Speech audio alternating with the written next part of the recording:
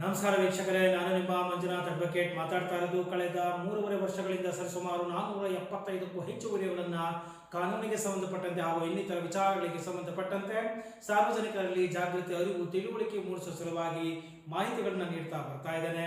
ಮೊದಲ ಬಾರಿಗೆ ನನ್ನ ವಿಡಿಯೋವನ್ನು ನೋಡ್ತಾ ಇರೋದಾದರೆ ಮರೆಯದ ಹಾಗೆ ಈಗಲೇ ಈ ವಿಡಿಯೋ ಕೆಳಗೆ ಇರತಕ್ಕಂಥ ಸಬ್ಸ್ಕ್ರೈಬ್ ಬಟನ್ ಕ್ಲಿಕ್ ಮಾಡ್ಕೊಳ್ಳಿ, ಬೆಲ್ ಐಕಾನ್ ಕ್ಲಿಕ್ ಮಾಡ್ಕೊಳ್ಳಿ. ಬಿಡುವಿದ್ದಾಗಲೇ ವಿಡಿಯೋಗಳನ್ನ ನೋಡ್ತಾ ಇರಿ, ಬುದ್ಧಿವಂತರಾಗಿ, ಸಮಸ್ಯೆಗಳಿಗೆ ಸಿಲುಕದಂತೆ ಚಾಕಚಕ್ಯತೆಯಿಂದ ವ್ಯವಹಾರ ನಡೆಸುವಂತವರಾಗಿ ಅಂತ ಹೇಳ್ತಾ, ಏನಾದರೂ ನೀವು ಕಾನೂನಿನ ಸಲಹೆಗಳು ಬೇಕಾಗಿದ್ರೆ ಕೆಳಗಡೆ ಡಿಸ್ಕ್ರಿಪ್ಷನ್ ಬಾಕ್ಸ್ ನನ್ನ ಕಾಂಟ್ಯಾಕ್ಟ್ ನಂಬರ್ ಇರುತ್ತೆ. ನೀವು ಕರೆ ಮಾಡಿ ಸಲಹೆಗಳನ್ನು ಪಡ್ಕೊಳ್ಬಹುದು. ನೇರವಾಗಿ ಕೂಡ ಬಂದು ಭೇಟಿ ಮಾಡಬಹುದು. ಬೆಂಗಳೂರಿನ ನ್ಯಾಷನಲ್ ಹೈಸ್ಕೂಲಿನ ರಸ್ತೆಯಲ್ಲಿ ನನ್ನ ಕಚೇರಿ ಇರುತ್ತೆ. ಹಾಗೂ ಕೇಸುಗಳೇನಾದರೂ ಇದ್ರೂ ಕೂಡ ನಡೆಸಿಕೊಡಲಾಗುತ್ತೆ ಅಂತ ಹೇಳ್ತಾ, ಇತರ ವಕೀಲರನ್ನು ಕೂಡ ಸಂಪರ್ಕಿಸಿ. ನಾನೇ ಏನಾದರೂ ನನ್ನಿಂದಲೇ ನಿಮಗೆ ಸಲಹೆಗಳು ಬೇಕು ಅಥವಾ ಕೇಸ್ ನಡೆಸಬೇಕು ಅಂತಂದ್ರೂ ಕೂಡ ನಾನು ಯಾವಾಗಲೂ ಸದಾ ಸಿದ್ಧನಾಗಿರ್ತೇನೆ ಅಂತ ಹೇಳ್ತಾ, ಇವತ್ತಿನ ಒಂದು ವಿಚಾರಕ್ಕೆ ಬಂದುಬಿಡ್ತೇನೆ ವೀಕ್ಷಕರೇ. ನೋಡಿ, ಇವತ್ತು ಬಹಳ ಮುಖ್ಯವಾದಂತಹ ಒಂದು ವಿಚಾರ. ದರ್ಶನ್ ರವರ ಮರ್ಡರ್ ಕೇಸಿನ ಸಂಬಂಧಪಟ್ಟಂತೆ ಕಾನೂನಾತ್ಮಕವಾದಂತಹ ಒಂದು ವಿಶ್ಲೇಷಣೆಯನ್ನು ಮಾಡಬೇಕು. ಇನ್ವೆಸ್ಟಿಗೇಷನ್ ಯಾವ ರೀತಿ ತನಿಖೆ ನಡೆಯುತ್ತೆ, ಕಾನೂನಿನ ಒಂದು ಪ್ರಕ್ರಿಯೆಗಳು ಏನು, ಒಂದು ಕೊಲೆ ಪ್ರಯತ್ನವನ್ನು ಅಥವಾ ಕೊಲೆಯನ್ನು ಮಾಡಿ ಒಂದು ಆರೋಪವನ್ನು ಮಾಡಿ ಮನುಷ್ಯ ತುಂಬ ಸಲೀಸಾಗಿ ಅದರಿಂದ ಹೊರಗಡೆ ಬಂದು ಬಿಡಬಹುದಾ ಅಥವಾ ತಪ್ಪಿಸಿಕೊಂಡು ಬಿಡಬಹುದಾ, ಅದು ಅಷ್ಟು ಸುಲಭವಾದ ಕೆಲಸನ ಎಂಬುದರ ಬಗ್ಗೆ ಒಂದು ವಿಶ್ಲೇಷಣೆಯನ್ನು ಮಾತ್ರ ಮಾಡಲಿಕ್ಕೆ ನಾನು ಇಲ್ಲಿ ನಿಂತಿದ್ದೇನೆ ವಕೀಲನಾಗಿ. ಯಾಕೆಂತ ಹೇಳಿದರೆ, ನೋಡಿ, ಈಗ ಕೇಸಿನ ಫ್ಯಾಕ್ಟ್ಸ್ ಆಫ್ ದಿ ಕೇಸ್ ಅಂತ ನಾವೇನು ಕರಿತೇವೆ, ಇದರ ಬಗ್ಗೆ ಜಾಸ್ತಿ ನಾನು ಮಾತಾಡಲಿಕ್ಕೆ ಹೋಗೋದಿಲ್ಲ. ಯಾಕಂದರೆ ಇದೆಲ್ಲರಿಗೂ ಗೊತ್ತಾಗಿದೆ. ದರ್ಶನ್ ಮತ್ತು ಪವಿತ್ರ ಗೌಡ ಅವರು ಒಂದು ಅಫೇರನ್ನು ಇಟ್ಕೊಂಡು ಅವರು ಜೊತೆಯಲ್ಲಿದ್ದರು. ಅದಕ್ಕೆ ಸಂಬಂಧಪಟ್ಟಂತೆ ಆ ಒಂದು ರೇಣುಕಾ ಸ್ವಾಮಿ ಕೊಲೆಯಾದಂತಹ ವ್ಯಕ್ತಿ ಅಶ್ಲೀಲ ಮೆಸೇಜ್ಗಳನ್ನು ಕಳಿಸಿದ್ರು. ಅದಕ್ಕೆ ಪ್ರವೋಕ್ ಆಗಿ ಅವರು ಆ ಒಂದು ಚಿತ್ರದುರ್ಗದಿಂದ ಆ ಒಂದು ವ್ಯಕ್ತಿಯನ್ನು ಕರೆಸಿಕೊಂಡು ಬಂದು ಬೆಂಗಳೂರಿನಲ್ಲಿ ಮಾಡಿದ್ದಾರೆ ಅನ್ನುವಂಥದ್ದು. ಅದರಲ್ಲಿ ದರ್ಶನ್ ರವರು, challenging star Darshan, D boss ಅಂತ ಏನು ಕರಿತೇವೆ, ಅವರು ಇನ್ವಾಲ್ವ್ಮೆಂಟ್ ಆಗಿದ್ದಾರೆ. ಸೊ ಈ ರೀತಿಯಾದಂತಹ ಒಂದು ಕೇಸಿನ ಒಂದು ಹಿನ್ನೆಲೆ ಎಲ್ಲರಿಗೂ ಗೊತ್ತಾಗಿದೆ. ಯಾಕಂದರೆ ಬೆಳಗಿನ ಸಂಜೆವರೆಗೂ ಕೂಡ ಇದರ ಬಗ್ಗೆನೇ ಟಿವಿಗಳಲ್ಲಿ ಮಾಧ್ಯಮಗಳಲ್ಲಿ ಬರೋದ್ರಿಂದ ಸೊ ಇದ್ರ ಬಗ್ಗೆ ಜಾಸ್ತಿ ನಾನು ಮಾತಾಡಲಿಕ್ಕೆ ಹೋಗೋದಿಲ್ಲ.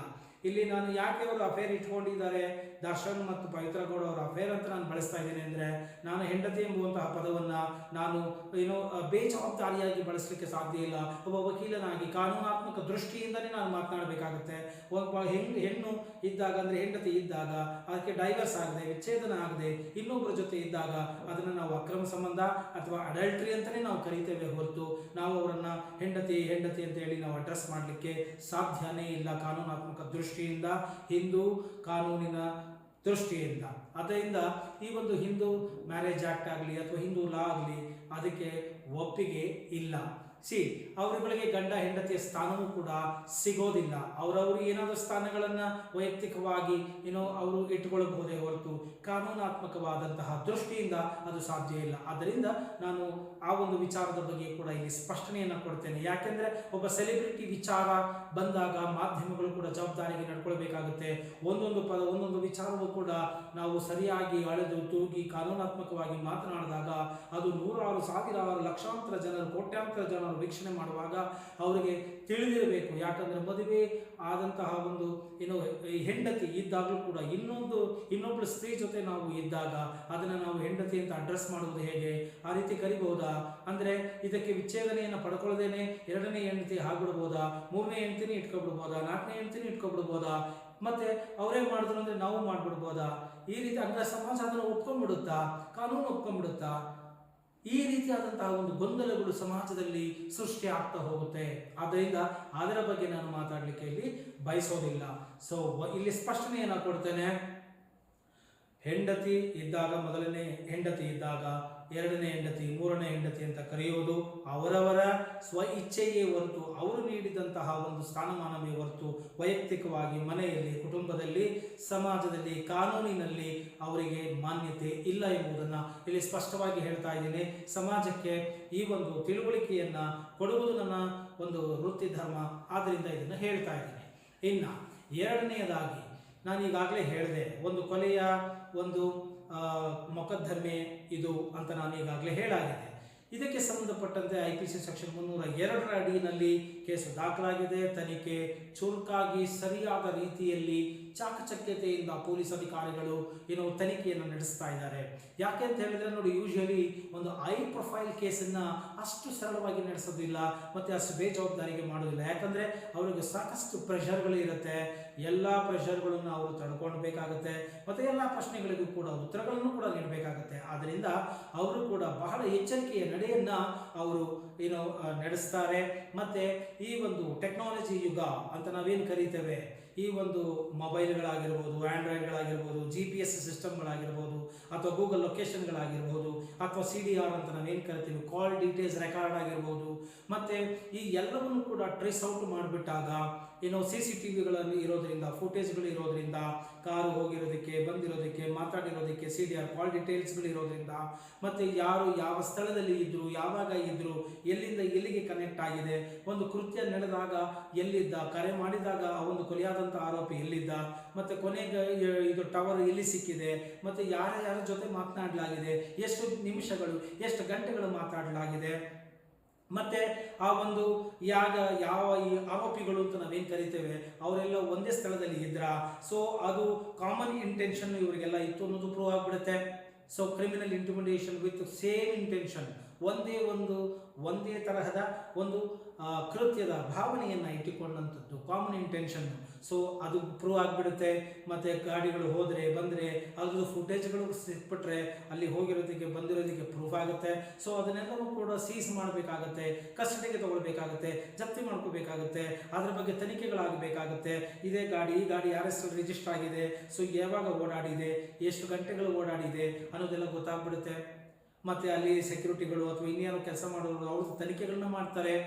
ಮತ್ತು ಈ ಒಂದು ಕಾಲ್ details record, it is a scientifical technology record, ಇದು ಬಹಳ ಸ್ಟ್ರಾಂಗ್ ಆದಂಥ ಎವಿಡೆನ್ಸ್ಗಳು. ಇದನ್ನು ಮ್ಯಾನಿಪುಲೇಟ್ ಸುಮ್ಮನೆ ಮಾಡ್ಕೊಂಡು ಹೋಗೋಕ್ಕಾಗಲ್ಲ. ಸೊ ಆದ್ದರಿಂದ ಇದು ಕೂಡ ಸ್ಟ್ರಾಂಗ್ ಎವಿಡೆನ್ಸ್ ಆಗಿಬಿಡುತ್ತೆ. ಮೂರನೇದಾಗಿ ಏನಪ್ಪ ಅಂತ ಹೇಳಿದ್ರೆ, ಈಗ ನಾವು ಬಲಿಷ್ಠರು ಅಂದರೆ ಆರ್ಥಿಕವಾಗಿ ಬಲಿಷ್ಠರು, ಮತ್ತು ಹೆಸರು ಇರ್ತಕ್ಕಂಥವ್ರು, ಪ್ರಖ್ಯಾತನಾಮರು, ಸಮಾಜದಲ್ಲಿ ಬೆಲೆಯನ್ನು ಇಟ್ಕೊಂಡಿರ್ತಕ್ಕಂಥವ್ರು, ಲಕ್ಷಾಂತರ ಅಭಿಮಾನಿಗಳನ್ನು ಹೊಂದಿರತಕ್ಕಂಥವ್ರು, ಈ ರೀತಿಯಾಗಿ ಇದ್ದಾಗ ಧಾರ್ಷ್ಟ್ಯತನ ಮತ್ತು ದೌರ್ಜನ್ಯ ಮಾಡಬಾರ್ದು.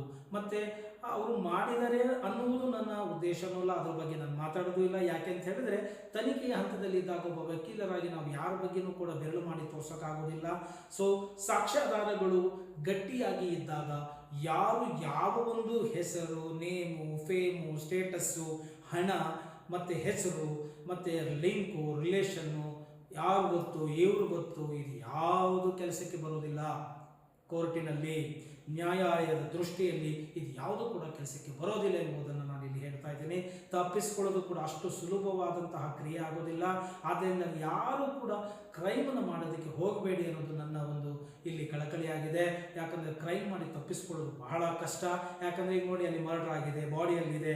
ಸೊ ಬಾಡಿ ಸಿಕ್ಕಿದೆ, ಬಾಡಿ ಸಿಕ್ಕಾಗ ಅವರಿಗೆ ಏನೇನು ಹಲ್ಲೆ ಆಗಿದೆ, ಯಾವಾಗ ಹಲ್ಲೆ ಆಗಿದೆ, ಅಲ್ಲಿ ಆದಂತಹ ಗಾಯದ ಪ್ರಮಾಣ ಏನು, ಅದರ ಆಯಸ್ಸೇನು, ಅಂದರೆ ಅದು ಎಷ್ಟು ಗಂಟೆಗಳ ಹಿಂದೆ ಆದಂಥದ್ದು, ಮತ್ತು ಅದರ ಕ್ರೌರ್ಯತನ, ಅದರ ಫೋರ್ಸ್ ಏನಿದೆ, ಯಾವ ಆಯುಧಗಳನ್ನು ಬಳಸಲಾಗಿದೆ, ಮತ್ತು ಎಷ್ಟು ಹಿಂದೆ ಇದನ್ನು ಮಾಡಲಾಗಿದೆ, ಈ ಒಂದು ಪ್ರಾಣ ಹೋಗುವುದಕ್ಕಿಂತ ಮುನ್ನ ಎಷ್ಟು ಗಂಟೆಗಳ ಹಿಂದೆ ಆತ ಬದುಕಿದ್ದಾಗ ಅವರು ಯಾರ ಜೊತೆ ಕಾಲುಗಳನ್ನು ಮಾಡಿದ್ದಾನೆ, ಸಂಪರ್ಕ ಮಾಡಿದ್ದಾರೆ, ಮತ್ತು ಆವಾಗ ಟವರ್ ಲೊಕೇಶನ್ ಏನಿದೆ, ಆ ಒಂದು ಘಟನೆ ನಡೆದಾಗ ಯಾರ್ಯಾರ ಜೊತೆ ಲಿಂಕ್ ಇತ್ತು ಅವರೆಲ್ಲ ಅಲ್ಲೇ ಇದ್ರು ಅಂತ ಹೇಳಿದ್ರೆ ಅದು ಕಾನ್ಸ್ಪಿರಸಿ ಅನ್ನೋದು ಗೊತ್ತಾಗ್ಬಿಡುತ್ತೆ, ಸಂಚು ಪಿತೂರಿ ಅನ್ನೋದು ಗೊತ್ತಾಗ್ಬಿಡುತ್ತೆ. ಸೊ ಇದೆಲ್ಲ ಒಂದು ಡೀಟೇಲ್ಸ್ಗಳು ಇದ್ದಾಗ, ತುಂಬ ಸ್ಟ್ರಾಂಗ್ ಎವಿಡೆನ್ಸ್ಗಳು ನಿಮ್ಮ ವಿರುದ್ಧ ಇದ್ದಾಗ, ನೀವು ಎಂತಹ ವಕೀಲರನ್ನೇ ನೇಮಕ ಮಾಡಿಕೊಂಡ್ರು ಕೂಡ ಶಿಕ್ಷೆಯು ಇಂದ ನೀವು ತಪ್ಪಿಸಿಕೊಳ್ಳೋದಕ್ಕೆ ಸಾಧ್ಯ ಇಲ್ಲ. Every day is not A Sunday. So ಆದ್ದರಿಂದ ನಾವು ಎಲ್ಲ ಸಂದರ್ಭಗಳಲ್ಲೂ ಏನೋ ಒಂದು ಆಗ್ಬಿಡುತ್ತೆ, ಅಥವಾ ದುಡ್ಡಿದ್ರೆ ಇನ್ನೇನೋ ಒಂದು ಆಗ್ಬಿಡುತ್ತೆ, ಅಧಿಕಾರ ಇದ್ರೆ ಏನೋ ಆಗ್ಬಿಡುತ್ತೆ, ನೇಮ್ ಇದ್ರೆ ಆಗ್ಬಿಡುತ್ತೆ, ಫೇಮ್ ಇದ್ರೆ ಆಗ್ಬಿಡುತ್ತೆ, ಖಂಡಿತ ಆಗೋದಿಲ್ಲ. ಎಲ್ಲರೂ ಕೂಡ ಎಲ್ಲ ನೀವು ಸಾಕಷ್ಟು ಎವಿಡೆನ್ಸ್ಗಳಿದ್ದಾಗ, ಮತ್ತು ಇಡೀ ಸಮಾಜದಲ್ಲಿ ನಿಮ್ಮ ವಿರುದ್ಧ ತಿರುಗಿ ಬಿದ್ದಾಗ, ಅಥವಾ ಆ ಒಂದು ನಿಟ್ಟಿನಲ್ಲಿ ಇದ್ದಾಗ ಯಾರೂ ನಿಮ್ಮವರಲ್ಲ. ಸೊ ಈ ಒಂದು ಸತ್ಯವನ್ನು ಕೂಡ ಅರ್ಥ ಮಾಡ್ಕೊಳ್ಬೇಕಾಗತ್ತೆ. ಆದ್ದರಿಂದ ಈ ಒಂದು ತನಿಖೆಯು ನಡೀತಾ ಇದೆ, ತನಿಖೆಯ ಹಂತದಲ್ಲಿದೆ.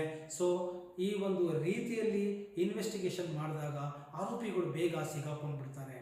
ಆದ್ದರಿಂದ ಯಾವುದೇ ಒಂದು ಕೃತ್ಯ ಮಾಡುವ ಮುನ್ನ ಯೋಚನೆಯನ್ನು ಮಾಡಿ ಎಂಬುದು ನನ್ನ ಕಳಕಳಿಯಾಗಿದೆ. ಮತ್ತು ಸೆಲೆಬ್ರಿಟಿಗಳಾದವರು ಆ ಸೆಲೆಬ್ರಿಟಿ ಸ್ಟೇಟಸ್ನ ಉಳಿಸಿಕೊಳ್ಳುವುದರ ಕಡೆಗೆ ಗಮನವನ್ನು ಕೊಡಬೇಕು, ಮಾದರಿ ವ್ಯಕ್ತಿಯಾಗಬೇಕು, ಸಮಾಜಕ್ಕೆ ಒಂದು ಒಳ್ಳೆಯ ಸಂದೇಶವನ್ನು ಕೊಡುವಂತಹ ವ್ಯಕ್ತಿಗಳಾಗಬೇಕೇ ಹೊರತು ಈ ರೀತಿ ಅಲ್ಲ. ದುಡ್ಡಿದ್ರೆ, ನೇಮ್ ಇದ್ದರೆ ಏನು ಬೇಕಾದ್ರೂ ಮಾಡ್ಬೋದು, ಮತ್ತು ಅವರು ಬಲಿಷ್ಠರಾಗಿದ್ದರೆ ಯಾವ ಸಾಕ್ಷಿಗಳನ್ನು ಬೇಕಾದರೂ ಸೃಷ್ಟಿ ಮಾಡ್ಬೋದು, ಅಥವಾ ಯಾರು ತಪ್ಪೊಪ್ಪಿಗೆ ಯಾರ್ಯಾರು ದುಡ್ಡು ಬಿಸಾಕಿದ್ರೆ ಯಾರೋ ಬಂದು ನಾನೇ ಕ್ರೈಮ್ ಮಾಡಿದ್ದು ಅಂತ ಒಪ್ಕೊಳ್ಳೋದು, ಅಥವಾ ಇದು ಯಾವುದನ್ನು ಮಾಡೋಕ್ಕೆ ಹೋಗಬೇಡಿ, ಅವರೇ ಬಂದು ಒಪ್ಕೊಳ್ಳೋದು, ಅಥವಾ ಕಂಪ್ಲೇಂಟ್ ಕೊಟ್ಟವರನ್ನೇ ಪ್ರತಿಕೂಲ ಸಾಕ್ಷಿ ಅಂತ ನಾವು ಕರಿತೇವೆ ಲೀಗಲಿ, ಅಂದರೆ ಹಾಸ್ಟೈಲ್ ವಿಟ್ನೆಸ್ ಅಂತ ಹೇಳಿ ಪ್ರತಿಕೂಲ ಸಾಕ್ಷಿಗಳನ್ನು ಹೇಳಿಸ್ಬಿಡೋದು, ಅವ್ರಿಗೇನೋ ಒಂದಷ್ಟು ಪರಿಹಾರಗಳನ್ನು ಕೊಟ್ಟುಬಿಡೋದು, ಅಥವಾ ಅವ್ರಿಗೆ ಧಮಕಿಗಳನ್ನು ಹಾಕಿಬಿಡೋದು, ಇದೆಲ್ಲ ಮಾಡೋದರಲ್ಲಿ ನಿಸ್ಸೀಮರಾಗಿರ್ತಾರೆ. ಸೊ ಆದ್ದರಿಂದ ಈ ಒಂದು ಘಟನೆಗಳು ಎಲ್ಲ ಸಂದರ್ಭಗಳಲ್ಲೂ ನಡೆಯೋದಿಲ್ಲ. 1, 2, 3 ಆರೋಪಗಳು. ಮನುಷ್ಯ ಎಲ್ಲೋ ಒಂದ್ಸತಿ ಎಡುತ್ತಾನೆ, ಆದರೆ ಎಲ್ಲ ಸಂದರ್ಭಗಳಲ್ಲೂ ಅಲ್ಲ. ನಾವು ತುಂಬ ಮಾದರಿಯಾದಂಥ ಜೀವನವನ್ನು ನಡೆಸಬೇಕಾಗುತ್ತೆ. ಆದರೆ ಮತ್ತು ಒತ್ತಂಥ ಆರೋಪಗಳು ಕೂಡ ಬಹಳ ಆರೋಪದ ಒಂದು ಸ್ವಭಾವ, ನೇಚರ್ ಆಫ್ ದಿ ಅಫೆನ್ಸ್ ಅಂತ ನಾವೇನು ಕರಿತೀವಿ, ಅದು ಕೂಡ ಮುಖ್ಯ ಆಗುತ್ತೆ. ಬನ್ ತಿಂದವನಿಗೆ, ಬ್ರೆಡ್ ತಿಂದವನಿಗೆ ಮರಣದಂಡನೆ ಕೊಟ್ಟುಬಿಡೋದು, ಏನೋ ಒಂದು ಸಣ್ಣ ಕಾಮೆಂಟ್ ಮಾಡಿದವನಿಗೆ ಏನೋ ಮರ್ಡರ್ ಮಾಡಿಬಿಡೋದು, ಅದು ಕ್ರೂಯಲ್ ಆಗಿ ಮರ್ಡರ್ ಮಾಡಿಬಿಡೋದು. ಎಲ್ಲಿ ಬದುಕ್ತಾ ಇದ್ದೀವಿ ನಾವು? ಮಾನವ ಒಂದು ಸಮಾಜದಲ್ಲಿ ನಾವು ಬದುಕ್ತಾ ಇದ್ದೀವಿ ಅಲ್ವಾ? ಒಂದು ಕೋಪಕ್ಕೆ ಒಂದು ನಿಯಂತ್ರಣ ಬೇಕಲ್ವಾ? ಒಂದು ವಿವೇಚನೆ ಬೇಕಲ್ವಾ? ಒಂದು ಬುದ್ಧಿ ಬೇಕಲ್ವಾ? ಮನುಷ್ಯ ನನ್ನಲ್ಲಿ ಎಲ್ಲ ಇದೆ ಅಂತೇಳಿ ಎಲ್ಲವನ್ನು ಮಾಡೋಕ್ಕೆ ಹೋದಾಗ ಖಂಡಿತ ತಪ್ಪು. ದೇವರು ಎಲ್ಲೋ ಒಂದು ಕಡೆ ಕೈ ಬಿಟ್ಟುಬಿಡ್ತಾನೆ. ಆದ್ದರಿಂದ ನಾವು ತುಂಬ ಎಚ್ಚರಿಕೆಯಿಂದ ನಾವು ಜೀವನವನ್ನು ನಡೆಸಬೇಕು ಎಂಬುವಂತಹ ಮಾತನ್ನು ಕೂಡ ಇಲ್ಲಿ ಹೇಳ್ತಾ ಇದ್ದೀನಿ. ಸೆಲೆಬ್ರಿಟಿಗಳಿಗೆ ನಾನು ಏನು ಹೇಳ್ತಾ ಇದ್ದೀನಿ ಅಂತ ಹೇಳಿದರೆ, ನೀವು ಮಾದರಿಯಾದಂತಹ ಜೀವನವನ್ನು ನಡೆಸಬೇಕು, ಜನರು ನಿಮ್ಮನ್ನು ಫಾಲೋ ಮಾಡಬೇಕು. ಜನ ಫಾಲೋ ಮಾಡ್ತಾ ಇರ್ತಾರೆ. ಆದ್ದರಿಂದ ನೀವು ಇಂಥದ್ದು ಮಾಡಿದ್ರೆ ಅಂಥದ್ದು ಮಾಡಿದ್ರೆ ಯಾರು ಬೇಕಾದ್ರೂ ಏನು ಬೇಕಾದ್ರೂ ಹೊಡ್ಕೊಂಬರ್ಬೋದು, ಏನು ಕೇಸ್ ಬೇಕಾದ್ರೂ ಮಾಡ್ಕೊಂಬರ್ಬೋದು ಅನ್ನೋದು ಸಂದೇಶಗಳಾಗಬಾರ್ದು. ಮತ್ತು ಎಷ್ಟು ಹೋದ್ರೆ ದುಡ್ಡು ಬಿಸಾಕಿದ್ರೆ ಯಾವ ಕೇಸು ಏನಾದರೂ ಎಲ್ಲ ಬಿಟ್ಟೋಗುತ್ತೆ, ಎಲ್ಲ ಹಾಸ್ಟೆಲ್ ವಿಟ್ನೆಸ್ಗಳಾಗಿ ಆಚೆ ಬರ್ಬೋದು ಅನ್ನೋ ಸಂದೇಶ ಆಗಬಾರ್ದು. ಮತ್ತು ಅವ್ರನ್ನೆಲ್ಲ ನಾವು ಬಿಟ್ಬಿಡ್ತೀವಿ ಅನ್ನೋ ಸಂದೇಶ ನ್ಯಾಯಾಲಯಗಳು ಕೂಡ ಕೊಡಬಾರ್ದು. ಮತ್ತು ಸಮಾಜಕ್ಕೆ ಗೊತ್ತಾಗಬೇಕು, ಯಾರೇ ಆಗಲಿ ಬಡವ, ಬಲ್ಲಿದ, ಶ್ರೀಮಂತ, ಉಳ್ಳವನು, ಇಲ್ಲದಿರುವವನು, ಇದರ ಒಂದು ಡಿಸ್ಕ್ರಿಮಿನೇಷನ್ ಮಾಡದೆ ನ್ಯಾಯ ದೇವತೆಗೆ ಕಣ್ಣಿಗೆ ಬಟ್ಟೆ ಕಟ್ಟಿರೋದು. ಅದಕ್ಕೆ ಇವನು ಶ್ರೀಮಂತ, ಇವನು ಬಡವ ಅನ್ನೋದನ್ನು ನೋಡದೆ ನ್ಯಾಯ ತೀರ್ಮಾನವನ್ನು ಸಾಕ್ಷಿಗಳ ಮೇಲೆ ಮಾಡಬೇಕು ಅನ್ನೋದೇ ಅದರ ಸಂದೇಶ. ಆದ್ದರಿಂದ ನ್ಯಾಯಾಲಯಗಳು ಕೂಡ ಈ ಒಂದು ಸಮಾಜ ಕಾಯ್ತಾ ಇರುತ್ತೆ ಇಂಥ ಒಂದು ಹೈ ಪ್ರೊಫೈಲ್ ಕೇಸ್ಗಳಲ್ಲಿ ಸರಿಯಾದ ರೀತಿಯಲ್ಲಿ ತನಿಖೆಯನ್ನು ಆಗಿ ನಿಜವಾಗಿಯೂ ಆರೋಪ ಸಾಬೀತಾದರೆ ಖಂಡಿತ ಅವರುಗಳನ್ನು ಶಿಕ್ಷಿಸಬೇಕು. ಮತ್ತು ಅಭಿಮಾನಿಗಳು ಅಷ್ಟೇ ಒಳ್ಳೆಯ ರೀತಿಯಲ್ಲಿ ನಡ್ಕೊಳ್ಬೇಕು. ಕೆಟ್ಟ ಕೆಲಸಗಳಿಗೆ ತಮ್ಮ ಸಪೋರ್ಟ್ಗಳನ್ನು ಕೊಡೋದನ್ನು ಯಾರೂ ಅಭಿಮಾನಿ ಅಂತ ಕರೆಯೋದಿಲ್ಲ. ಮತ್ತು ಇನ್ನೇನೋ ಒಂದಷ್ಟು ದುಡ್ಡು ಬಿಸಾಕಿದ್ರೆ ನಾನು ಕನ್ಫೆಸ್ ಆಗ್ತೀನಿ ಮಾಡ್ತೀನಿ ಅಂತ ಹೋಗಬೇಡಿ. ಯಾಕಂದರೆ ನಿಮ್ಮನ್ನು ಬಹಳವಾಗಿ ನಿಮ್ಮ ತಂದೆ ತಾಯಿಗಳು ಪ್ರೀತಿಸಿ ಅವರು ನಿಮ್ಮನ್ನು ಬೆಳೆಸಿರ್ತಾರೆ. ಸೊ ನೀವು ಏನೋ ಈ ರೀತಿ ಮಾಡಿಕೊಂಡು ಹೊರಟೋದಾಗ ಅವರಿಗೆ ತುಂಬ ನೋವಾಗುತ್ತೆ. ಇದರಿಂದ ಈ ದುಡ್ಡಿಂದ ಯಾರಿಗೂ ಸಂತೋಷ ಆಗೋದಿಲ್ಲ. ನೀವು ಕೊಡೋ ದುಡ್ಡಿಂದ ಯಾವ ಕುಟುಂಬದ ಈಡೇರಿಕೆಗಳು, ತಾತ್ಕಾಲಿಕ ಈಡೇರಿಕೆಗಳು ಕೂಡ ಉಪಶಮನ ಆಗೋದಿಲ್ಲ. ಮನುಷ್ಯನಿಗೆ ಸಂತೋಷ ಅನ್ನೋದು it is just status of mind, ಒಂದು ಮಾನಸಿಕ ಸ್ಥಿತಿ. ಅದು ದುಡ್ಡಿದ್ರೆ, ಐಶ್ವರ್ಯ ಇದ್ದರೆ, ಅಂತಸ್ತಿದ್ರೆ ಮನುಷ್ಯ ಸಂತೋಷವಾಗಿರ್ತಾರೆ ಅನ್ನೋದು ಖಂಡಿತ ಸುಳ್ಳು. ಅದು ಮಾನಸಿಕ ಸ್ಥಿತಿ. ಕೂಲಿ ಕೆಲಸ ಮಾಡೋರು ಕೂಡ ಕೂಲಿ ಕೆಲಸ ಮಾಡಿ ಅಂಬ್ಲಿಗಂಜಿ ತಗೊಂಬಂದು ಅವತ್ತಿನ ಅಕ್ಕಿ ಅವತ್ತು ಬೇಯಿಸಿ ಊಟ ಮಾಡಿ ತಿಂದು ನೆಮ್ಮದಿಯಾಗಿ ಬದುಕ್ತಾರೆ. ಹಾಸಿಗೆ ಇದ್ದಷ್ಟು ಕಾಲು ಚಾಚ್ತಾರೆ. ಮನುಷ್ಯ ಕಷ್ಟಪಡಲಿ, ಬಿಗ್ ಡ್ರೀಮ್ ಇಟ್ಕೊಳ್ಳಿ, ಸರಿಯಾದ ದಾರಿನಲ್ಲಿ ಹೋಗಿ ಸಾಧನೆ ಮಾಡಿ. ಅದು ಬಿಟ್ಟು ಈ ರೀತಿಯಾದಂತಹ ಕೃತ್ಯಗಳಿಗೆ ನಿಮ್ಮ ಸಪೋರ್ಟ್ಗಳನ್ನು ಕೊಡಬೇಡಿ. ಮತ್ತು ಈ ರೀತಿಯಾದಂತಹ ಹುಚ್ಚು ಅಭಿಮಾನಗಳನ್ನು ಕೂಡ ಮಾಡಬೇಡಿ. ಮತ್ತು ಸಮಾಜದಲ್ಲಿ ಒಂದು ಕೃತ್ಯ ಘಟಿಸಿದಾಗ ಅದು ತನಿಖೆ ನಿಷ್ಪಕ್ಷಪಾತವಾಗಿ ಆಗಲಿ, ಮತ್ತು ತಪ್ಪಿತಸ್ಥರಿಗೆ ಶಿಕ್ಷೆ ಆಗಲಿ ಎಂಬುದ ಮಾತನ್ನು ಇಲ್ಲಿ ಹೇಳ್ತಾ ಇದ್ದೇನೆ. ಮತ್ತು ಯಾವುದೇ ಈ ರೀತಿಯಾದಂತಹ ದುಷ್ಟ ಕೃತ್ಯಗಳಿಗೆ ಯಾರು ಹೋಗಬಾರ್ದು, ಅದನ್ನು ಕೂಡ ಸಪೋರ್ಟು ಕೂಡ ಮಾಡಬಾರ್ದು ಎಂಬುವಂತಹ ಮಾತನ್ನು ಕೂಡ ಇಲ್ಲಿ ಹೇಳಲಿಕ್ಕೆ. ಆಮೇಲೆ ನಾವು ಸೆಲೆಬ್ರಿಟಿಗಳಾದ ಮೇಲೆ ಜವಾಬ್ದಾರಿ ಎಷ್ಟಿರುತ್ತೆ ಅಂತ ಹೇಳಿದ್ರೆ ನೋಡಿ, ವಿದ್ಯೆಯು ವಿನಯವನ್ನು ತಂದು ಕೊಡುತ್ತಂತೆ. ಸೊ ವಿದ್ಯಾ ದದಾತಿ ವಿನಯಂ, ಎಷ್ಟು ವಿದ್ಯಾವಂತರಾಗ್ತಾರೋ ಅಷ್ಟು ವಿನಯವಂತರಾಗಬೇಕು. ಮತ್ತು ಎಷ್ಟು ಹಣವಂತರಾಗ್ತಾರೋ ಅಷ್ಟು ಸರಳವಾದಂತಹ ಜೀವನವನ್ನು ನಡೆಸಬೇಕು ಎಂಬುವಂತಹ ಮಾತುಂಟು. ಆದ್ದರಿಂದ ನಾವು ಸರ್ವ ಸಂಪನ್ಮೂಲ ಭರಿತರಾದಾಗ ನಾವು ವಿನಮ್ರರಾಗಬೇಕು. ಹೇಗೆ ತುಂಬಿದ ಹಣ್ಣು ಇರತಕ್ಕಂತಹ ಒಂದು ಮರವು ಬಾಗುತ್ತೋ ಹಾಗೆ ಅನುಭವ, ಹೆಸರು, ಕೀರ್ತಿ, ಹಣ, ಜ್ಞಾನ ಇದೆಲ್ಲವೂ ಮಿಳಿತ ಆದಾಗ ಮನುಷ್ಯ ತಗ್ಗಬೇಕು. ತುಂಬಿದ ಕೊಡ ತುಳುಕುವುದಿಲ್ಲ ಅಂದಾಗೆ ಮನುಷ್ಯ ತುಂಬ ಆತನ ಪ್ರವೃತ್ತಿಯು ಸಂಸ್ಕಾರಪೂರಿತವಾಗಿ ಇರಬೇಕಾಗತ್ತೆ, ಮತ್ತು ಸಮಾಜಕ್ಕೆ ಮಾದರಿಯಾಗಿ ಇಡಬೇಕಾಗತ್ತೆ ಹೊರತು ಬೇರೆ ಇನ್ನೇನಿಲ್ಲ. ನೋಡಿ, ನಾವು ಚಿಕ್ಕ ವಯಸ್ಸಿನಲ್ಲಿ ನಾವು ಒಂದು ಪದ್ಯ ಜ್ಞಾಪಕ ಬರುತ್ತೆ ಈ ಸಂದರ್ಭಗಳಲ್ಲಿ. ಏರುವನು ರವಿ ಏರುವನು, ಬಾನಲಿ ರವಿ ಮೂಡುವನು, ಏರಿದವನು ಸಣ್ಣವನಿರಬೇಕೆಂಬ ಸತ್ಯವ ಜಗಕ್ಕೆ ಸಾರುವನು. ನಾವು ದೊಡ್ಡವರಾದಷ್ಟು ಮನುಷ್ಯ ಚಿಕ್ಕವರಾಗಿ ಅಂದರೆ ಸರಳತನದಲ್ಲಿ ನಾವು ಬದುಕಬೇಕೇ ಹೊರತು ನಾವು ದಾಷ್ಟ್ಯತನದಿಂದ ದೌರ್ಜನ್ಯದಿಂದ ನಾವು ನಡೆದುಕೊಳ್ಳಬಾರದು. ಮತ್ತು ಒಂದು ಸಣ್ಣ ಒಂದು ತಪ್ಪಿಗೆ ದೊಡ್ಡ ಶಿಕ್ಷೆಯನ್ನು ಕೊಡಬಾರದು. ಮತ್ತು ತಪ್ಪಿನ ಪ್ರಮಾಣ ಏನಿದೆ ಅಂತ ನೋಡಬೇಕಾಗುತ್ತೆ. ಆದ್ದರಿಂದ ನಾವು ಗಾಜಿನ ಮನೆಯಲ್ಲಿ ನಿಂತಾಗ ನಾವು ಬೇರೆಯವರಿಗೆ ನಾವು ದೂಷಣೆಯನ್ನು ಮಾಡೋಕ್ಕಾಗೋದಿಲ್ಲ. ಅವರು ಕೂಡ ಒಬ್ಬ ಸತ್ತಂತಹ ವ್ಯಕ್ತಿಯು ಕೂಡ ಒಂದು ಅಭಿಮಾನಿಯಾಗಿದ್ದಾಗ ಸೊ ಅವರ ಒಂದು ತಪ್ಪನ್ನು ಅವರಿಗೆ ಎಚ್ಚರಿಕೆಗಳನ್ನು ಕೊಟ್ಟು ಕಳಿಸಿಬಿಡಬಹುದಾಯಿತು. ಈ ಒಂದು ಘಟನೆಯು ನಡೆಯಬಾರದು. ಈಗ ಡಿಫೆನ್ಸಿವ್ ಮೋಡಿಂದ ನಮಗೆ ಆ ಒಂದು ಮನಸ್ಥಿತಿ ಇರಲಿಲ್ಲ, ಆ ಒಂದು ಇಂಟೆನ್ಷನ್ ಇರಲಿಲ್ಲ. ನಾವು ಮೆನ್ಸಿಂಟ್ರಿಯಾ ಅಂತ ಹೇಳಿ ಕರಿತೇವೆ. ಅಂದರೆ ಕ್ರಿಮಿನಲ್ ಮೈಂಡ್ ಸೆಟ್. ಯಾವುದೇ ಒಂದು ಕೃತ್ಯ, ಒಂದು ಘಟನೆ ಘಟಿಸಿದಾಗ ಅದರ ಹಿಂದೆ ಇರುವಂತಹ ಒಂದು ಮಾನಸಿಕ ಉದ್ದೇಶ ಮತ್ತು ಅಪರಾಧಿಕ ಒಂದು ಮನೋ ಉದ್ದೇಶ ಅದು ನಮಗೆ ಇರಲಿಲ್ಲ. ನಾವು ಎಚ್ಚರಿಕೆ ಕೊಡೋದಕ್ಕೋ ಇನ್ನೇನೋ ಒಂದು ಹೇಳೋದಕ್ಕೋ ಕರೆಸಿದ್ದು ಅಂತಲೇ ಹೇಳ್ಬೋದು. ಡಿಫೆನ್ಸ್ ಮಾಡ್ಕೊಳ್ಳುವಂಥ ಪ್ರಯತ್ನವನ್ನು ಮಾಡ್ಬೋದು. ವಕೀಲರು ಮತ್ತಷ್ಟು ಇನ್ನೇನೋ ಮಗದಷ್ಟು ಹೇಳ್ಬೋದು. ಅಥವಾ ಖರೀದಿಗಳನ್ನು ಯಾರನ್ನ ಬೇಕಾದ್ರೂ ಖರೀದಿಗಳನ್ನು ಮಾಡ್ಕೊಳ್ಬಹುದು, ವಿಟ್ನೆಸ್ಗಳನ್ನು ಖರೀದಿ ಮಾಡ್ಕೋಬಹುದು, ಅಥವಾ ಕಂಪ್ಲೇಂಟ್ ಕೊಟ್ಟಿರೋರಿಗೆ ದುಡ್ಡು ಕೊಟ್ಟು ಖರೀದಿ ಮಾಡಿಕೊಂಡು ಹೇಳಬಹುದು. ಮತ್ತು ಹಾಸ್ಟೆಲ್ ವಿಟ್ನೆಸ್ಗಳನ್ನ ಹಾಕಿಸ್ಬಿಡ್ಬೋದು, ಅಥವಾ ಇನ್ಯಾರನ್ನೋ ಖರೀದಿ ಮಾಡಿಕೊಂಡು ತೀರ್ಪೆ ತಮ್ಮ ಪರವಾಗಿ ಮಾಡ್ಕೊಂಡ್ಬಿಡ್ಬಹುದು. ಸೊ ಈ ರೀತಿಯಾದಂತಹ ಒಂದು ಘಟನೆಗಳು ಘಟಿಸಬಾರದು. ಇದೆಲ್ಲ ನಿಷ್ಣಾತರಾಗಿರ್ತಾರೆ, ಬಲಿಷ್ಠರು ಇದೆಲ್ಲವನ್ನೂ ಮಾಡ್ತಾರೆ. ಸೊ ಆದ್ದರಿಂದ ನೋಡಿ, ಮೊನ್ನೆಯೆಲ್ಲ ಕೂಡ ಯಾವುದೋ ಒಂದು ಪುಣೆಯಲ್ಲಿ ಒಂದು ಪೋರ್ಷ್ ಕಾರ್ದು ಒಂದು ಆಕ್ಸಿಡೆಂಟ್ ಆದಾಗ 2 ಜೀವಗಳು ಹೋಗಿತ್ತು, ಎಸ್ಸೆ ಬರೆದುಬಿಟ್ಟು ಕಳಿಸು ಅಂತ ಹೇಳಿ ತೀರ್ಮಾನ ಕೊಟ್ಬಿಟ್ಟು ಬಿಟ್ಬಿಟ್ರೆ ಹೇಗಾಗುತ್ತೆ? ಅವು ಯಾವಾಗ ಸೋಷಿಯಲ್ ಮೀಡಿಯಾ ಪವರ್ಫುಲ್ ಆಗಿದೆಯೋ, ಪ್ರಶ್ನಿಸಲ್ಪಡ್ತೋ, ಆಗ ಅದು ಒಂದು ಪ್ರಖರತೆಯನ್ನು ಪಡ್ಕೊಳ್ತು. ಆದ್ದರಿಂದ ಸೋಷಿಯಲ್ ಮೀಡಿಯಾದಿಂದ ಒಳ್ಳೆಯ ಕೆಲಸಗಳು ಕೂಡ ಆಗ್ತಾ ಇದೆ, ಅದೇ ರೀತಿ ಕೆಟ್ಟ ಕೆಲಸಗಳು ಕೂಡ ಆಗ್ತಾ ಇದೆ. ನಾವು ಅದನ್ನು ತಿಳ್ಕೊಳ್ಬೇಕು. ನೋಡಿ, ಬೆಂಕಿಯಿಂದ ನಾವು ಅಡಿಗೆ ಕೂಡ ಮಾಡ್ಕೊಳ್ಬಹುದು, ಅದೇ ಬೆಂಕಿಯಿಂದ ಇನ್ನೊಂದು ಮನೆಗೆ ಬೆಂಕಿಯನ್ನು ಹಚ್ಚಿ ಸರ್ವನಾಶ ಕೂಡ ಮಾಡಬಹುದು. ಆದ್ದರಿಂದ ಒಂದು ಬ್ಲೇಡಿಂದ ನಾವು ಶೇವಿಂಗ್ ಮಾಡಿಕೊಂಡು ಸುಂದರವಾದಂತಹ ಮುಖವನ್ನಾಗಿ ಮಾಡ್ಕೋಬಹುದು, ಅದೇ ಕುರುಪು ಹಾಕ್ಕೊಂಡ್ರೆ ವಿಕೃತವಾಗಿ ಕೂಡ ಮಾಡ್ಕೊಳ್ಬಹುದು. ಎಲ್ಲವೂ ಕೂಡ ನಮ್ಮ ಕೈಯಲ್ಲಿರುತ್ತೆ, ಯಾವುದೂ ತಪ್ಪಲ್ಲ. ನಾವು ಹೇಗೆ ಉಪಯೋಗಿಸ್ಕೊಳ್ತೇವೆ ಅನ್ನೋದ್ರ ಮೇಲೆ ನಿಂತಿದೆ. ನೋಡಿ, ಎಲ್ಲವನ್ನು ಕೂಡ ಏಕಪಕ್ಷೀಯವಾಗಿ ಒಂದನ್ನೇ ಮಾತನಾಡುವುದಲ್ಲ. ಆ ಹುಡುಗ ಆಗಲಿ, ಸತ್ತಂತಹ ಹುಡುಗನೇ ಆಗಲಿ, ಯಾಕೆ ಬೇಕಾಗಿತ್ತು ಈ ಮುಸಾಬರಿ? ತಾನಾಯಿತು, ತನ್ನ ಕುಟುಂಬ ಆಯಿತು, ತನ್ನ ಕೆಲಸ ಆಯಿತು ಅಂತ ಮಾಡ್ಕೊಂಡು ಹೋಗ್ಬೋದಾಗಿತ್ತು. ಮತ್ತು ಈ ಅಶ್ಲೀಲವಾದಂತಹ ಮೆಸೇಜ್ಗಳನ್ನು ಮಾಡೋದು, ಒಬ್ಬರಿಗೆ ಕಂಡೆಮ್ನ ಮಾಡೋದು, ಮಾತಾಡೋದು ಅವರವರ ವೈಯಕ್ತಿಕ ವಿಚಾರಗಳು. ಅದಕ್ಕೆ ತೀರಾ ತಲೆ ತೂಗಿಸಿ ಮೂಗು ತೋರಿಸಿ ಹೋಗಬಾರದು. ಮತ್ತು ಒಂದು ಮಾತುಕತೆಗೂ ಒಂದು ಇತಿಮಿತಿ ಇರಬೇಕು. ಒಬ್ಬ ವ್ಯಕ್ತಿಗಳ ಬಗ್ಗೆ ಒಂದು ಕಾಮೆಂಟ್ ಮಾಡುವಾಗ ಒಂದು ಸೋಷಿಯಲ್ ಮೀಡಿಯಾದಲ್ಲಿ ಪ್ಲ್ಯಾಟ್ಫಾರ್ಮಲ್ಲಿ ಒಂದು ಇತಿಮಿತಿ ಗೊತ್ತಿರಬೇಕು, ಒಂದು ಭಾಷೆಯ ಮೇಲೆ ಒಂದು ಹಿಡಿತ ಇರಬೇಕು. ಅದಿಲ್ಲದೆ ಹೋದರೆ ಮಿತಿ ಮೀರಿದಂತಹ ಒಂದು ಕಾಮೆಂಟ್ಗಳನ್ನು ಮಾಡೋದು, ಅಶ್ಲೀಲ ಸಂದೇಶಗಳನ್ನು ಕಳಿಸುವುದು ಕೂಡ ತಪ್ಪಾಗುತ್ತೆ. ಅದು ಪ್ರೊವೊಕೇಟ್ ಆಗುತ್ತೆ. ಮನುಷ್ಯನಿಗೆ ಏನಾಗುತ್ತೆ, ಪ್ರವೋಕ್ ಆದಾಗ ಆತನು ಆ ಒಂದು ವಿಷಯದಿಂದ ಆತನಿಗೆ ಕೋಪ ಬಂದಾಗ ಕೋಪ ವಿವೇಕವನ್ನು ಮುಚ್ಚಿ ಹಾಕುತ್ತೆ. ಭಗವದ್ಗೀತೆಯಲ್ಲಿ ನಾವು ಅದನ್ನು ಹೇಳ್ತೇವೆ. ಮನುಷ್ಯನಿಗೆ ಕೋಪ ಬಂದಾಗ ಅವನಿಗೆ ವಿವೇಚನಾ ಶಕ್ತಿ ಹೊರಟೋಗುತ್ತೆ. ವಿವೇಚನಾ ಶಕ್ತಿ ಅಂದರೆ ಏನು? ಸರಿತಪ್ಪುಗಳ ನಿರ್ಣಯ ಅದು ಹೊರಟೋಗುತ್ತೆ. ಸರಿತಪ್ಪುಗಳ ನಿರ್ಣಯ ಇರಲಿ, ಯಾವ ತಪ್ಪಿಗೆ ಯಾವ ಶಿಕ್ಷೆ ಕೊಡಬೇಕು ಎಂಬುವಂತಹ ಒಂದು ಅಲ್ಪ ಜ್ಞಾನ ಕೂಡ ಇಲ್ಲದಂತೆ, ಮಾನವೀಯತೆಯೇ ಇಲ್ಲದಂತೆ ಘಟಿಸಿ ಹೋಗಿದೆ. ಒಂದು ಸಣ್ಣ ಕಾಮೆಂಟು ಒಬ್ಬ ವ್ಯಕ್ತಿಯ ಜೀವನವನ್ನೇ ತೆಗೆದಿದೆ ಅಂತ ಹೇಳಿದ್ರೆ ಇದರಿಂದ ನೀವು ಸಂದೇಶವನ್ನು ತಿಳ್ಕೊಳ್ಬೇಕು. ಇದನ್ನು ನಾನು ಮುಖ್ಯವಾಗಿ ಹೇಳಲಿಕ್ಕೆ ಬಯಸಿದೆ.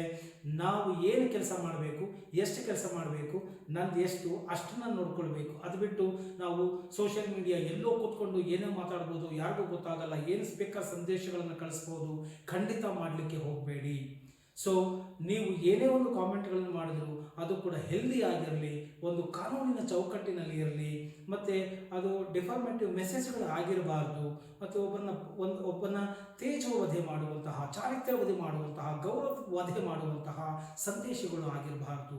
ಯಾಕಂದರೆ ಎಷ್ಟೋ ಬಾರಿ ನಾವು ನಮ್ಮ ಒಂದು ಆ್ಯಂಗಲಿಂದ ನಾವು ಒಂದು ವಸ್ತುವನ್ನು ನೋಡಿದಾಗ ಅದು ಒಂದು ಥರ ಕಾಣುತ್ತೆ, ಇನ್ನೊಂದು ಆ್ಯಂಗಲಿಂದ ನೋಡಿದಾಗ ಇನ್ನೊಂದು ರೀತಿಯಲ್ಲಿ ಕಾಣುತ್ತೆ. ಆದ್ದರಿಂದ ನಾವು ಪ್ರತ್ಯಕ್ಷವಾಗಿ ಕಂಡರೂ ಪರೋಕ್ಷವಾಗಿ ಆಗಲಿ ಪ್ರತ್ಯಕ್ಷವಾಗಿ ಕಂಡರೂ ಕೂಡ ಅದನ್ನು ಪ್ರಮಾಣಿಸಿ ನೋಡಬೇಕು. ಆದ್ದರಿಂದ ಯಾವುದನ್ನೇ ಆಗಲಿ ನಾವು ಇದು ಸರಿ ಇದು ತಪ್ಪು ಅಂತ ಹೇಳುವ ಮುನ್ನ ಸಾಕಷ್ಟು ಸಾಕ್ಷ್ಯಾಧಾರಗಳು ಇರಬೇಕು, ಅದರ ಬಗ್ಗೆ ಮಾಹಿತಿಗಳಿರಬೇಕು, ಮತ್ತು ತನಿಖೆಗಳಾಗಬೇಕು, ತೀರ್ಪುಗಳಾಗಬೇಕು, ನಂತರ ಅದರ ಬಗ್ಗೆ ಚರ್ಚೆ ಆಗಲಿ. ಅದನ್ನು ಬಿಟ್ಟು ಏನೋ ಗೊತ್ತಿಲ್ಲದೇನೆ ಸುಮ್ಮನೆ ಏಕಾಏಕಿ ಏನೇನೋ ಮಾತಾಡಿಕೊಂಡು ಬೆಳಗ್ಗೆಯಿಂದ ರಾತ್ರಿವರೆಗೂ ವಿಷಯಗಳನ್ನು ಹೇಳ್ತಾ ಜನಗಳಿಗೆ ತಪ್ಪು ಸಂದೇಶಗಳನ್ನು ಕೊಡಬಾರ್ದು. ಮತ್ತು ಜನರು ಕೂಡ ಯಾವುದನ್ನು ತಗೋಬೇಕು ಅದನ್ನು ಮಾತ್ರ ತಗೊಳ್ಬೇಕು. ಅದನ್ನು ಕೂಡ ನಾನು ಇಲ್ಲಿ ಹೇಳಲಿಕ್ಕೆ ಬಯಸ್ತಾ ಇದ್ದೀನಿ. ಒಬ್ಬ ಸಾಮಾನ್ಯ ವ್ಯಕ್ತಿ, ಸಣ್ಣ ವ್ಯಕ್ತಿ ಮಾಡಿದಂಥ ಒಂದು ಸಣ್ಣ ತಪ್ಪಿಗಿಂತ ಘೋರ ಶಿಕ್ಷೆಯೇ. ನೋಡಿ, ಹೆಣ್ಣಿನಿಂದ ನಾವು ರಾಮಾಯಣ ನೋಡಿ, ಮಹಾಭಾರತದಿಂದ ನೋಡಿ ಕಲಿಯುವುದು ಬಹಳಷ್ಟು ಇದೆ ನೋಡಿ. ಆದ್ದರಿಂದ ಯಾವುದೋ ಒಂದು ವಿವೇಚನಾ ಶಕ್ತಿ ಸಂಪೂರ್ಣ ಡೆಡ್ ಆಗೋಗ್ಬಿಡುತ್ತೆ ಮನುಷ್ಯನಿಗೆ. ಆದ್ದರಿಂದ ಯಾವುದರ ಮೇಲೂ ಹೆಚ್ಚಿನ ಒಂದು ಮಮಕಾರ ಇರಿಸಿಕೊಳ್ಳುವುದು, ಹೆಚ್ಚಿನ ವ್ಯಾಮೋಹವನ್ನು ಇರಿಸಿಕೊಳ್ಳುವುದು ಮಾಡುವುದಕ್ಕೆ ಹೋಗಬಾರದು. ಎಲ್ಲವೂ ಕೂಡ ಒಂದು ಇತಿಮಿತಿಯಲ್ಲಿ ಇರಬೇಕು.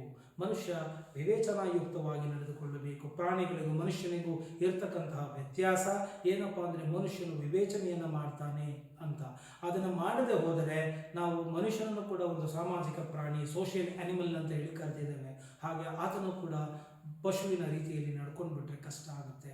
ಇದು ಒಂದು ಸಮಾಜ, ಇಲ್ಲಿ ಒಂದು ಕಾನೂನು ಇದೆ, ಒಂದು ಸುವ್ಯವಸ್ಥೆ ಇದೆ, ಒಂದು ಇಲಾಖೆಗಳಿದೆ.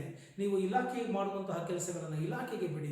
ನಿಮ್ಗೇನಾದ್ರು ಸಮಸ್ಯೆ ಆಗಿದ್ದರೆ ಹೋಗಿ ಇಲಾಖೆಗೆ ಕಂಪ್ಲೇಂಟ್ ಕೊಡಿ, ಅವ್ರು ಕ್ರಮಗಳನ್ನ ತಗೊಳ್ತಾರೆ. ತಗೊಂಡಿಲ್ಲ ಅಂದರೆ ಕಾನೂನು ಇದೆ, ಕೋರ್ಟ್ ಇದೆ. ಕಾನೂನು ಕ್ರಮಗಳನ್ನು ತೆಗೆದುಕೊಂಡು ಪಾಲನೆಯನ್ನು ಮಾಡಿ, ಹೊರತು ಕಾನೂನನ್ನು ಕೈಗೆತ್ತಿಕೊಳ್ಳುವಂತಹ ಕೆಲಸಗಳನ್ನು ಮಾಡ್ಕೋಬೇಡಿ.